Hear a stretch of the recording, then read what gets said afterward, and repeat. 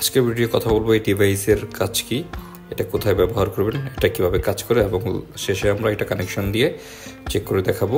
So আপনারা চালিয়ে থাকুন। প্রথমে বলছি এটা একটা 40 এম্পিয়ারের ডিভাইস, যেটা আপনি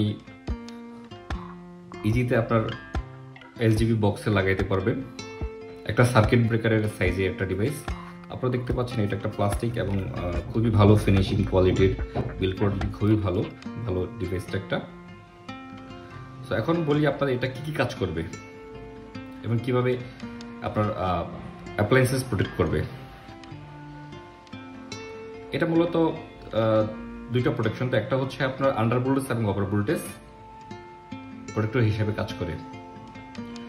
দেখতে পাচ্ছেন এখানে সুন্দর একটা ডিসপ্লে আছে, যেটার মাধ্যমে আপনার কত ভোল্ট আছে ভোল্ট দেখতে পারবেন, এসি ভোল্টেজ দেখতে পারবেন। আর এই লাইটটা হচ্ছে কি প্রোটেক্টিভ লাইট।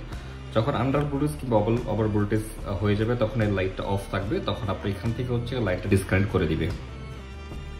এটা কার্যকারিতা, এটা মূলত যখন ইলেকট্রিসিটি চলে যাওয়ার পর লোডশেডিং এর পরে যখন ইলেকট্রিসিটি ব্যাক করে 30 to 60 সেকেন্ডের মতন টাইমিং নিবে, সে ভোল্টেজটাকে মেজার করবে, সে ওভার ভোল্টেজ কিংবা আন্ডার ভোল্টেজটাকে মেজার করে যদি সে ভোল্টেজটা স্টেবল থাকে তখনই সে হচ্ছে গিয়ে আউটপুট লাইনটা দিবে।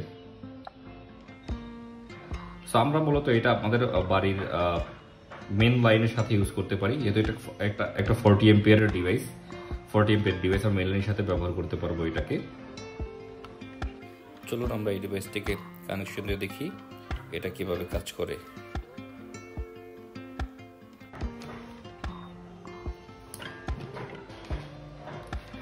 এটা হচ্ছে এটার ইনপুট কানেকশন।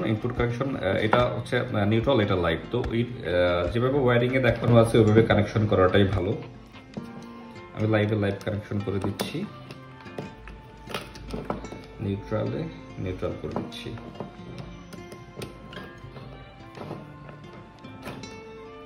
এবার আমরা এটাকে অন করব।